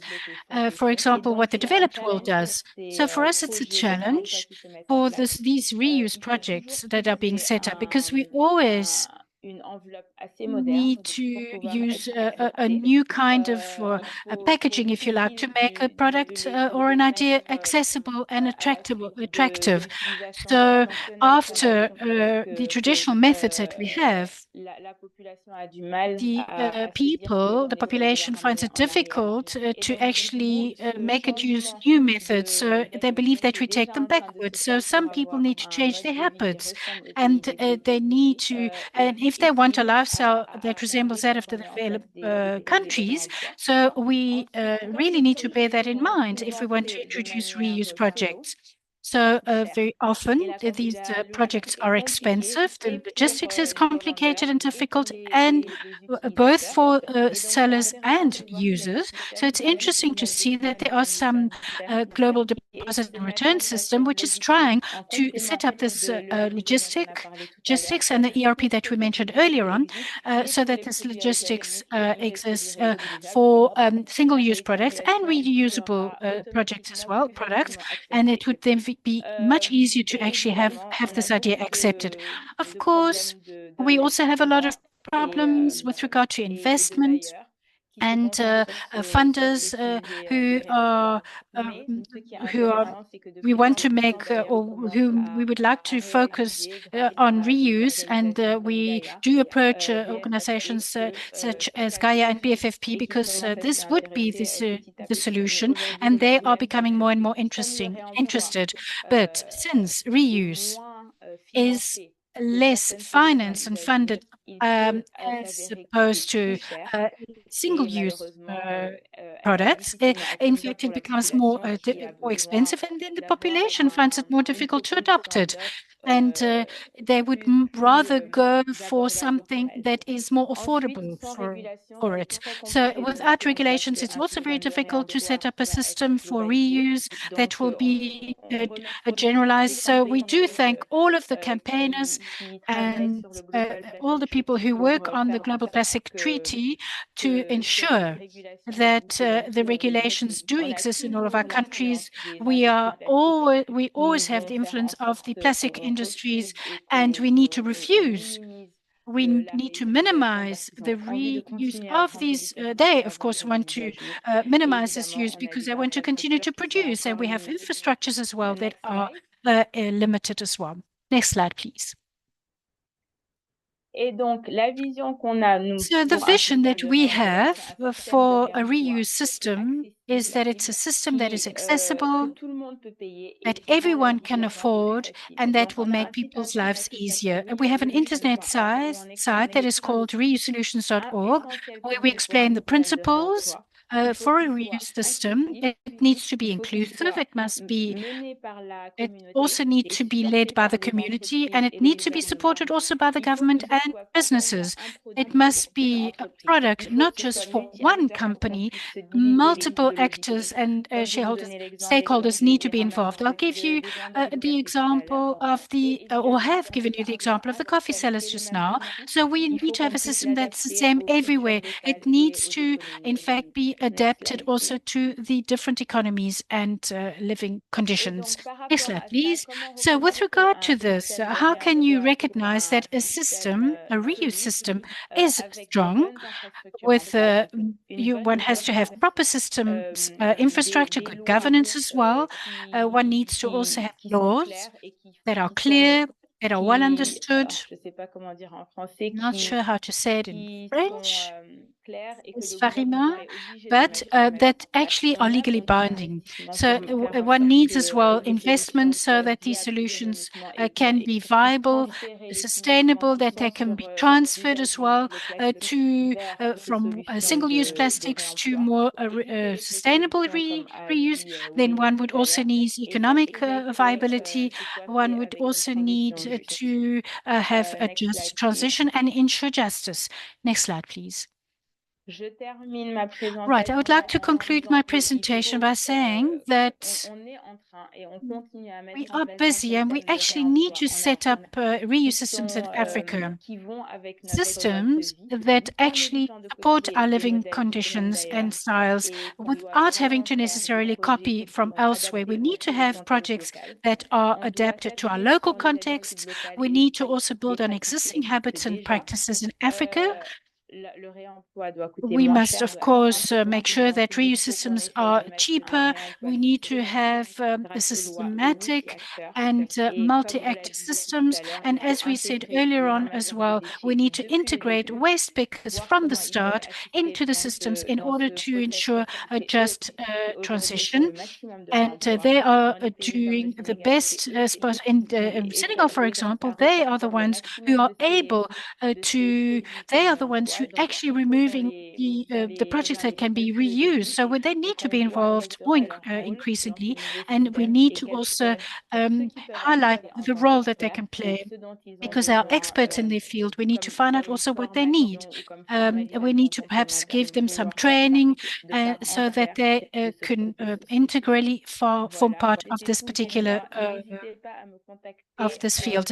Do not hesitate to contact me. I'm going to put my email address in the chat so that you can also email me more questions should you have. Thank you. Marissa, I'm done. Thank you so much, Farima. That was a great overview of how reuse can be scaled up in Africa. Thank you for taking us through how this can become more of a reality in Africa. And that's not to say that we don't already currently have ongoing, traditional or local solutions around reuse. So thank you so much for taking us through that and for championing the reuse projects in Africa and in Senegal especially. So we have come to the moment of us going through a few of the questions that folks have put in the chat. And we have about 8 minutes left for this webinar. So I am really grateful to folks that have managed to stay on for the full 2 hours. This has been an incredibly insightful and packed webinar, and we hope that you were able to take away some strong key messages and actions into your own work and into your own organizations. So without being too selective, I am going to try and ask our speakers to address a few questions that participants have put into the chat in these 8 minutes. So I would first like to maybe start with our last 2 speakers, given that the content is quite fresh. Asi and maybe Farima, these 2 questions came up for you. And I think, Farima, you touched on this a little bit. But Sibylle, and forgive me if I'm pronouncing any of your names incorrectly. There is a question. Sorry, Farima, would you like to say something? Non, non, je voulais répondre. Vas-y, Marika. Okay. No, sorry, I just wanted to respond, but please go ahead, says Farima. All right, so we have a question from Sybil, who is saying intuitively, zero waste sounds like there's nothing left to pick up for waste pickers. So how can we make a case strongly that waste pickers support this? So Asi, and maybe, I don't know, Farima, if you would like to take this question on. Okay, I can start. Yeah, I think it's also like the definition. That's why I put it there, because it has room, right? We are saying that in a zero waste system, waste pickers are an integral part of it. I think maybe if we break it down into components, so composting is one way, waste picking. So, for instance, in terms of recycling, it's actually another form. So I think here to say that there's nothing left for them, looking at the global standards and how much packaging waste we have, I'm pretty sure there's a lot of it. And that is why we're saying that at least one thing's for sure, they are diverting it away and they're keeping it in the system. They're keeping it within the value system instead of finding it maybe in the oceans or maybe in, for instance, the natural environment, or even like discard it improperly. So that is why in the zero waste system, I even talked about integrating them. That's why that's how the case is. And then I think I mentioned about separation at source. I mentioned awareness. I also mentioned about, data, for instance, they can assist even doing the audits, show you how much waste that comes out, even for instance, in Durban for us in the markets. That's how they assist us a lot, because they are able to assist in terms of determining the composition. And from that composition, you are then able to now pilot something to say that I want to build an MRF based on the composition that I found. I want to maybe even have a biogas, or as we mentioned, based on the composition. So I think for me, when what I've seen, and I strongly support, they are actually part of a zero waste system. Thank you. Thank you so much, Asi. And I'm just noting that Johnson is still with us, and we do have a few waste picker representatives on the call. So if you would like to weigh in on this question, please feel free to go ahead.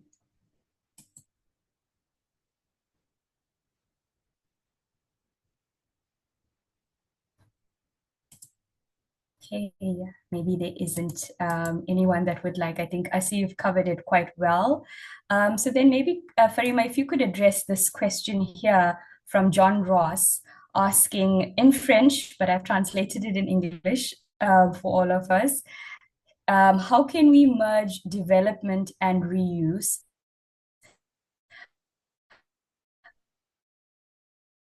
especially without existing quality standards?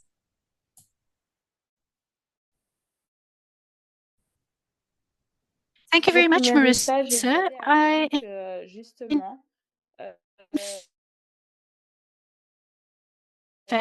When we have focus on everything that is norms for reuse, for cleaning, for logistics as well, so that we meet these norms and that we don't produce any further waste as well.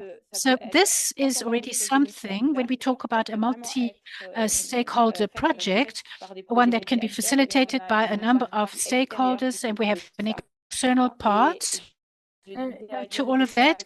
I was saying to John that GAIA is working with, in fact, I'm going to put the website in the chat, and they are busy developing some international standards that can be used in all of the continents with regard to the different topics that are related to the reuse projects, and they will help them to meet all these obligations.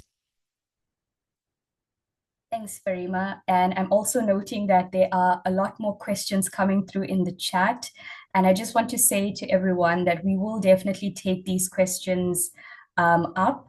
However, we will have to do it offline because we have only 2 minutes left for the session.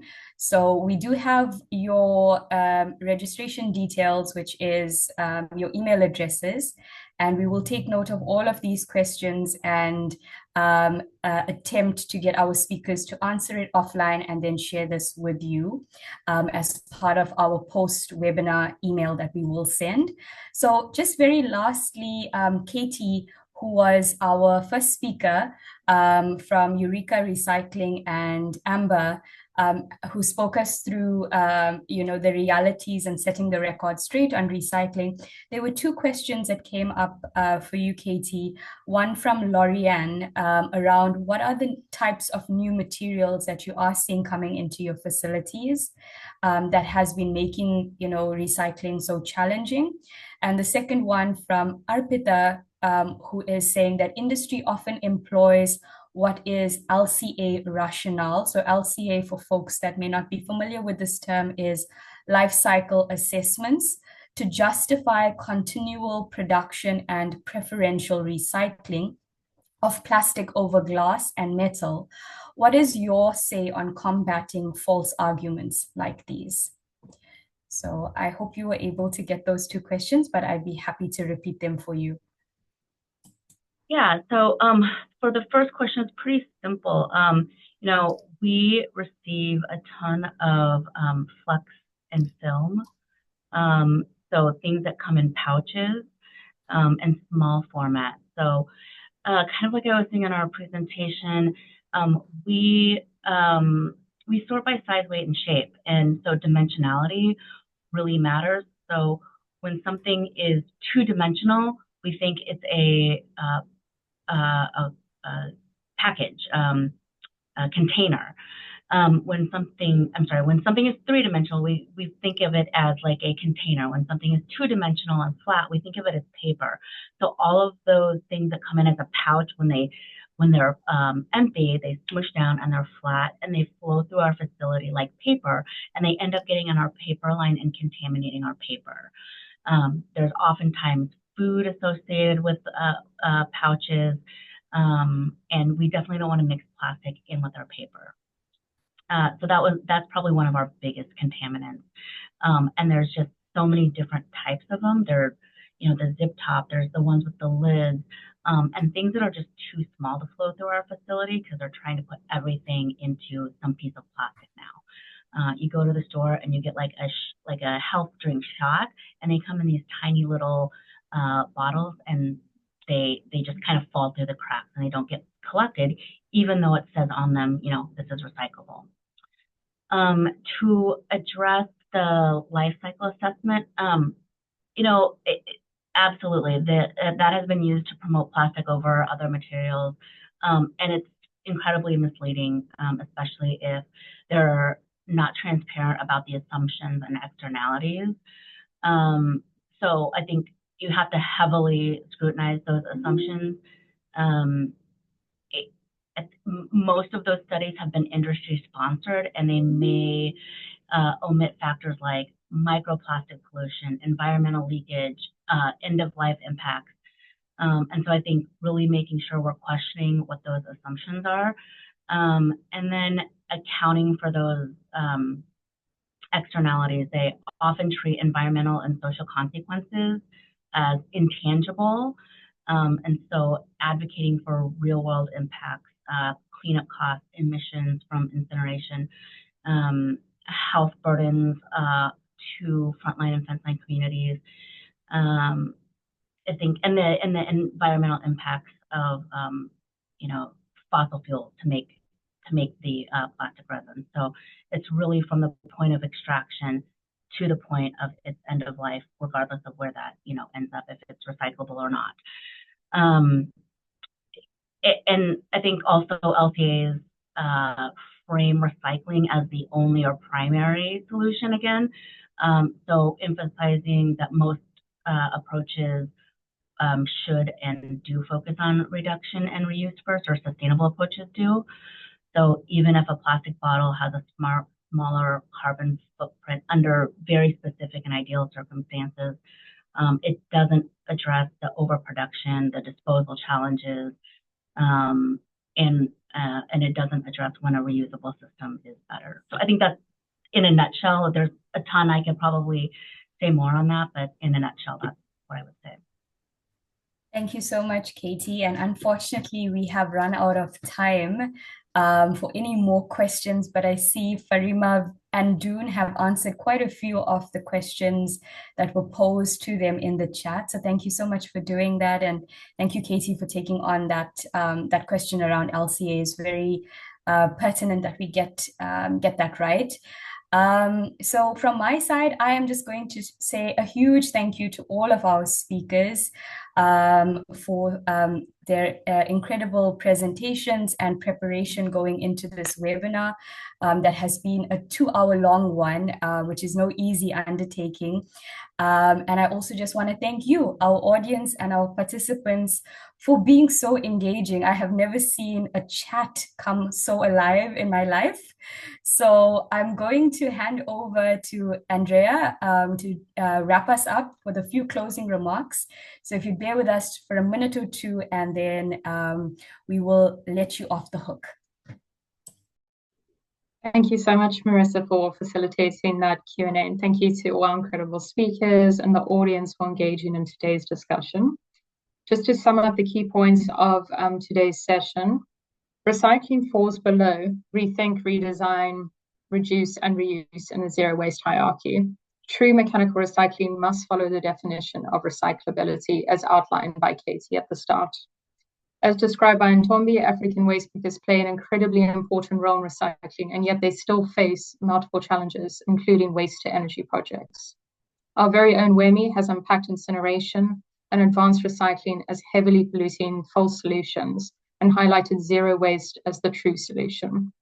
The dangers of plastic credits as a false solution have been expanded on by Neil, and proof of their negative consequence on waste pickers have been shared by Johnson.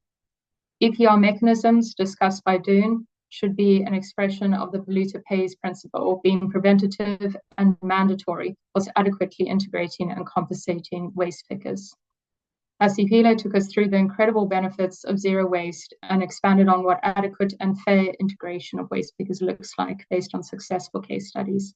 Finally, Farima talked us through the reuse component of the zero waste hierarchy and its landscape in the past and present Africa, with several examples, including the GAIA-supported reusable coffee cup project in Senegal. You can keep an eye out for our webinar recap email over the next few days, which will contain the recording and speaker slides. Thank you, everyone, for attending, and have a beautiful day further. Thank you so much, everyone. Bye. Have a good one. Thank you, everyone. Goodbye. Yes. Thank you, everyone. Bye, everyone. Merci, Anne.